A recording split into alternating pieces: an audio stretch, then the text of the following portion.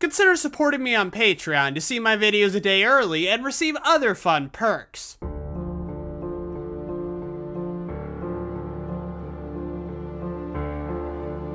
You know, I talk about a lot of relatively obscure games on my channel. It's not something I actively set out to do, it just tends to work out that way. Probably because I tend to gravitate towards the weirder side of gaming, which leads me to find plenty of hidden gems. Even still, I rarely go out of my way to say a game is underrated. I usually just recommend a game if I like it, and that's about it. However, there is one game I've talked about a lot in recent years that everyone seems to be sleeping on: Beholder 2. The general obscurity of this game is kind of baffling to me. The original Beholder, while not being the most popular game out there, made the rounds on YouTube just fine. With Beholder 2, not only was it a pain to find playthroughs of this game for the first year or so it was out, but it even got screwed as far as wikis go. Now, I know what you're probably thinking. A lot of games don't have wikis. That's not a big deal. No, what I mean is, there is a Beholder wiki, but it only covers the first game. This game is so unpopular, not even fans of the series want to cover it. And as much as that obscurity pains me, I do get why it turned out this way. Beholder 2 is very different from the original. From the art style to the gameplay to the structure of the story, Beholder 2 is a completely different game from the original. And that's the best reason I can think of as to why so many people have ignored it. It's part of an already obscure series, and it proceeded to alienate the only fan base it had built in. Fans of the original are less likely to be thrilled by this game because of how different it is, and the fact it's a sequel means there's a barrier to entry for new players. Well, a perceived one anyway. There are plenty of references to the original, and the main character from the original does play a decent role in the story, but that's about it. These stories are mostly separate, so you don't need to have played the original to understand this one. But enough build-up. What's this game about? Well, you live in the same totalitarian state as in the first Beholder, only instead of a building manager, you're an employee of the Ministry, the country's main government building. While there's plenty of spying involved, it's not the main focus this time around. Instead, your goal is to get promoted through the ranks of the Ministry and uncover all of its dirty secrets. Aside from that premise, actually no, even including that premise, the first difference you're going to notice between this game and the original is in the presentation. While the first Beholder had a 2D art style to fit with the fact it's a building management simulator, Beholder 2 is in 3D. The funny part about this is that it technically doesn't need to be 3D. Despite the way things look, you can only ever move along a 2D plane. Still, the 3D art style adds a lot. The most notable element is the environment. The Ministry is larger than life, and the game does a great job showing that. Despite most of the rooms actually being pretty small, the amount of detail in the backgrounds makes them feel gigantic, and this is bolstered by the striking camera angles you get in each room. As for the character designs, they work well too. The designs all have a lot of personality, and usually fit the character pretty well. Plus, the contrast between these cartoony, black and white characters against the more colorful but incredibly gritty backgrounds is pretty striking. Speaking of the character designs, there's also their voices. Now, this game doesn't have voice acting, sadly. Instead, it does what a lot of games do and just has the characters spout a bunch of gibberish whenever they talk. The weird part about this is that Beholder 2 does it better than any other game I've played. That sounds like an incredibly weird thing to praise, but just hear me out. While the generic NPCs obviously just share a couple of voices, every important character has their own unique voice they mumble in, and it does a surprising amount to communicate their personality. From Peter Dong's awkward, nasally muttering to Pete Ferguson's seemingly drunken screaming, you can tell a lot about each character before you even read their dialogue. As for the music in this game, it's a lot like the original Luigi's Mansion, as in, there's only a few tracks that play, but they never get old. Aside from the opening cutscene and a few cutscenes near the end, there are only 2 songs that play in the entire game: the Ministry theme and the apartment theme. They both work because they sound nice if you listen to them, but they're nowhere near intrusive, so you'll never get sick of them. And they both do a good job setting the atmosphere. The Ministry theme is both repetitive and ominous, conveying the monotony of day-to-day work and never letting you forget there's something sinister under the surface. Meanwhile, the apartment apartment theme is calmer, but unsettling in a different way, conveying the quiet isolation of Evan's apartment and Helmer at night in general. Now that we have the presentation out of the way, how's the gameplay? Well, it's fairly minimal and mostly exists to enhance the story. It all centers around your job at the Ministry and working your way up to the top. This is done by gaining enough authority to earn a promotion, and as you would probably guess, the path to achieving this is not by doing your job. Seriously, the tutorial character flat out says that people who try to get promoted through hard work are completely insane. That being said, you still need to do your job from time to time. This is because it nets you both money and smaller quantities of authority, which you need to complete some of the quests that actually will help you in the long run. Plus, you have bills you need to keep paid, otherwise it's game over. And these bills creep up on you fast. If you have a lot of money, don't expect to keep it for very long. Doing your job involves playing 3 different minigames, one for each floor, and you're locked into the minigame of whatever floor you're working on, so you can't go back and use the previous minigame to grind. I totally get why this is. It makes perfect sense, but it's kind of an issue because these minigames vary wildly in quality. The first one is a lot of fun. It involves taking people's requests, categorizing them, and sending them to the appropriate office. These appeals not only tell you a lot about the game's world, but also tend to be really funny, and categorizing them is always a fun brain teaser, really forcing you to think through what exactly this person is asking you to do. The second minigame is the exact opposite. It has you looking through forms the previous floor categorized and deciding what to do about them via stamps. The Ministry will have rules about what stamps to use based on the type of appeal and department, but there's no critical thinking involved because that information is clearly shown at the top of each form, and you just need to skim through the Ministry's rules to see what you need to do. This game could have added to the story, as the rules could give you an insight into what the Ministry's priorities are, but instead, the rules are randomized every time you sit down, so the only message it communicates is that the Ministry is overly cruel, bureaucratic, and stupid, which is something you would already know from playing the rest of the game. Sure, this prevents the player from memorizing the rules, but that's not a good thing because there's no actual challenge in this game. All it does is make things take longer. Finally, the last minigame is carrying out the orders from the previous floor, right? Actually, no. Instead, you're programming clones. Kind of a weird departure, but it makes sense in context. And yes, these clones should look familiar to fans of the original. Anyway, this minigame involves a lot of math. Instead of time being taken up by processing forms, you spend time ordering more modifiers for your clones. These modifiers make numerical adjustments to the clone's stats, and you want to get them to fit one of the 4 available jobs as closely as possible. And yes, the jobs change every time you leave the room. This game seems complicated, but it's not that bad. Your pay is based on how close you get to the ideal stat layout, and so long as you get more than half the lights turned on, the payout is pretty good. This game is torture if you're a perfectionist, but once you accept you'll never have the perfect Carl, it should be rather painless. And since I just brought up time back there, I should probably explain how it works here. You see, the biggest difference between the original Beholder and this one isn't the art style, or the setting, or the goal. It's the way time is handled, and it's arguably the biggest make or break factor for both games in terms of which one you're going to prefer. The original Beholder operated in real time, and the quests all had time limits. This made the game really stressful, and was one of the reasons I could never get into it. Opportunities would fade away before I could even figure out what I was supposed to do. Not only does this sometimes result in missing out on potential storylines, but it can even have dire consequences for the characters involved. Keeping Carl's entire family alive and well until the end is an accomplishment I doubt most players were able to achieve in their first playthrough, and the pressure to do so is ultimately what made me quit. Or maybe I just suck at the game. Who knows? Beholder 2 has a much more relaxed approach to time management. There are no deadlines for the most part, and instead of time passing naturally, it's treated as another resource. You're given 9 hours in a day, with 2 added on when you get home, and nearly every action you take, aside from going from room to room and talking to people, takes up a certain amount of time, and it varies depending on the action. It essentially functions as a more complex version of the time management in Persona. There aren't really any consequences consequences for taking your time, which does strip a bit of the meaning out of it, but it's still fun to try to get as many tasks done in a day as possible. Speaking of the tasks, we should probably get to them now, as they're essentially the core of the gameplay, and to an extent, the story as well. There are plenty of missions for you to do in this game, usually involving getting an item for someone or gathering information. Sometimes it even involves going outside the Ministry, resulting in a text-based adventure, which is a nice change of pace. Many of these tasks will also involve spending money or authority to complete them, but will also give you money and or authority for completing them. While there are other characters you can do quests for, the ones that'll help you advance center around your rivals and your bosses. The way to get promoted is pretty simple. Eliminate all 3 of your rivals, arrest the floor boss, or both. With each character, there are usually multiple quests you have to do before you can get rid of them,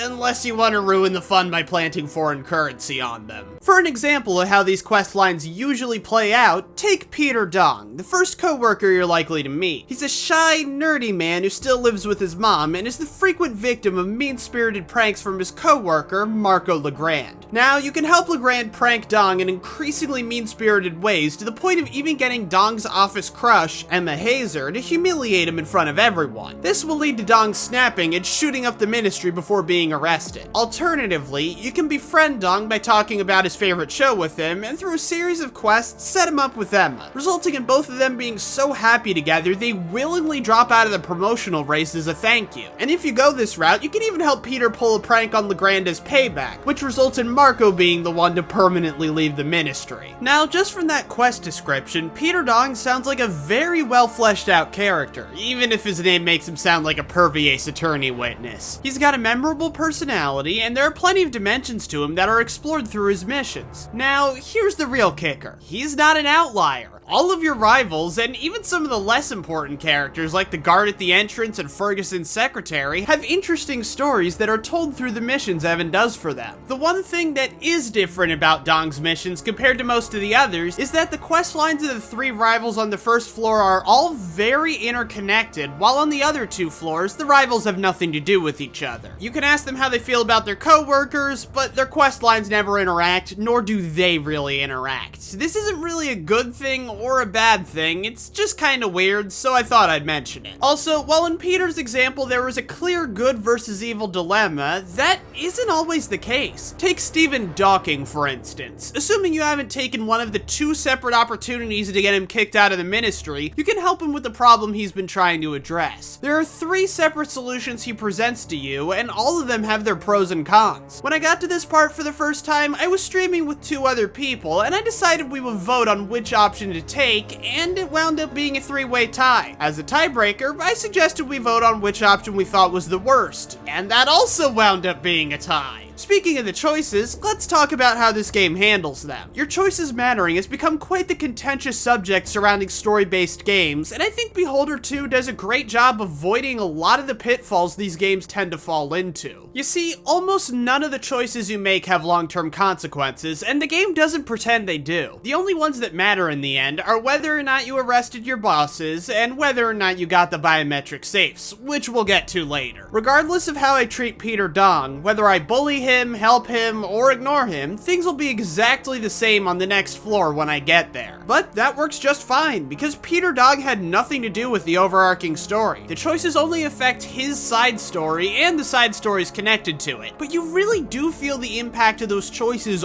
on that story because they get you invested in his character. It can hit you at all ends of the emotional spectrum. On my first playthrough, I made a choice without fully understanding the consequences of it, and when I saw the results, well, let's just say I've never felt more guilty about a choice I've made in a video game. In case you're wondering which one, Maria Curie. It's not just the missions either. This whole game hits at all ends of the emotional spectrum. But above all else, it's really funny. This country is so brutal, impoverished, and mindlessly patriotic, it's downright hilarious. Want the perfect example of just how absurd things are? The country's leader doesn't even have a name. He's just called the Wise Leader. And the country's never referred to by name either. It's just called the Great State. Sure, they are at war with South Korea, so you could infer that this is North Korea, but when a character who's from South South Berea shows up, they're just referred to as Bereans, so that doesn't make a lot of sense. North Berea is mentioned, but the context it's mentioned in implies it's a different country without actually saying so.